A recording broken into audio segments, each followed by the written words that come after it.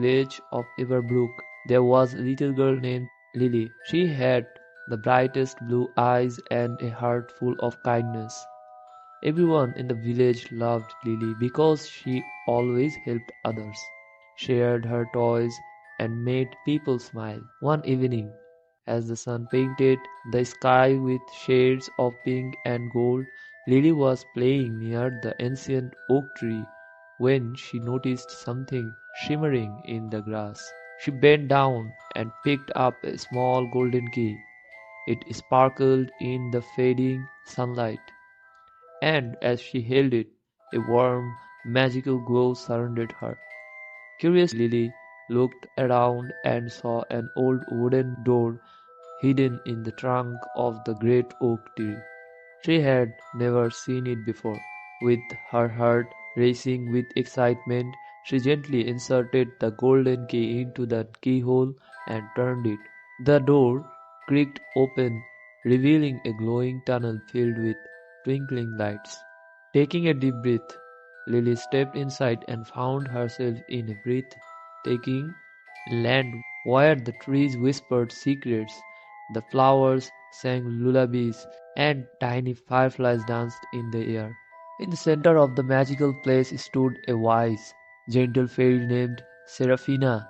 "Welcome, Lily," Seraphina said with a warm smile. "You have found the kindness key. This key unlocks the magic of kindness in the world. It appears only to those with the purest hearts." Lily's eyes widened with wonder. "What do I do with it?" she asked.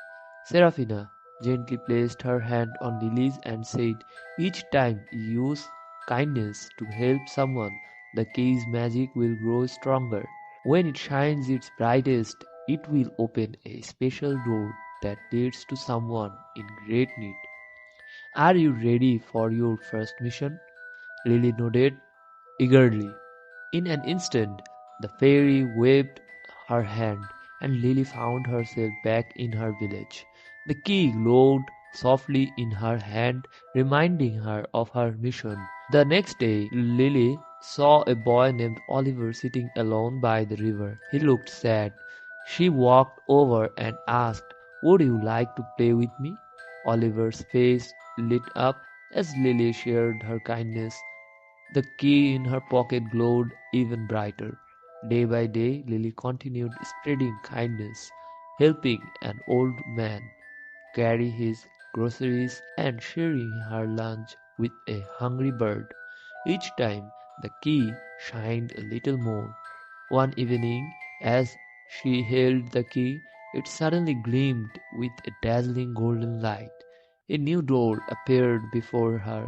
With excitement, she unlocked it and stepped through. She found herself in another village where people looked tired and weary. A little girl there was crying because she had lost her doll. Lily knelt down, dried her tears, and helped her search. After some time, they found the doll under a bush. The girl beamed with joy, and the village seemed to glow a little brighter. Lily realized that kindness was the true magic. It could brighten the darkest places and bring happiness to others. With her heart full of joy, she knew that her journey with the kindness key had only just begun. And so Lily continued her adventures, unlocking doors of kindness wherever she went, spreading love and light to all.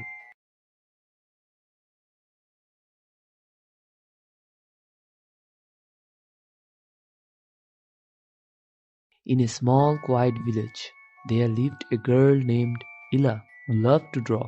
She didn't have the fancy art supplies, just a single worn out pencil and scraps of paper. Yet her drawings were full of life. She imagined her sketches dancing, singing, and leaping off the page. One rainy afternoon, Ella wandered into the woods to get away from the tasks around the house. There she found an old woman sitting under a giant oak tree. The woman held out a beautiful paintbrush with golden bristles. "This paintbrush is special," the woman said, her voice soft and strong. "It can bring whatever you paint to life. Use it wisely." Ila's eyes got big. "Really? Thank you," she said, taking the brush. When she returned home, Ella couldn't wait to try it. She dipped the brush into an old jar of paint and painted a loaf of bread on a piece of paper. To her surprise, the bread popped off the page, real and warm. Ella laughed with joy. Over the next few days, Ella painted everything her village needed. She painted food for the hungry, blankets for the cold, and toys for the children. She even painted a monkey that liked to play tricks, that scampered around the village, playing jokes on the grumpy baker and helping the children gather fruit from the tallest trees. The villagers loved her, and she felt happier than ever. But word of Ella's magical paintbrush spread everywhere, and soon a greedy duke heard about it. He sent his guards to take the brush from her. "Give me the brush," the duke shouted when they caught her. "I'll paint myself a mountain of gold." Ella was scared but clever. She gave him the brush with a small smile. "It only works if you paint with a kind heart," she warned. The duke scoffed. "Nonsense." He told his helpers to get paints and a giant cloth. With a lot of effort, he painted a room filled with gold coins. But instead of glittering treasure, a swarm of bees flew out of the cloth and chased him out of the castle. The scared duke gave the paintbrush back to Ella. "Take it back, it's useless to me," he cried before running away from his own land. However, the duke, very angry because of the bees, sent his soldiers back to catch Ella. She, however, had painted a flock of beautiful birds that swooped down and carried her away to a hidden valley where she could paint in peace. In the hidden valley, Ella found a hidden waterfall that shimmered with magical colors. She painted a bridge across the rushing river so she could explore the wonders of the valley. There she made friends with a family of talking squirrels who taught her the language of nature. The duke, still wanting the paintbrush very much, hired a mean witch to steal it. The witch, however, was amazed by Ella's kindness and the beauty of her painting. She helped Ella protect the valley from the duke's soldiers by painting a fierce but playful dragon that guarded their entrance. Finally, Ella returned to her village, not just with the paintbrush, but with the knowledge of the hidden valley and the friendship of the talking squirrels. She used her new wisdom to teach the villagers about the magic of nature and how important it is to protect the beautiful world. As the years passed, Ella taught the village that kindness and creativity could make magic stronger than any paintbrush.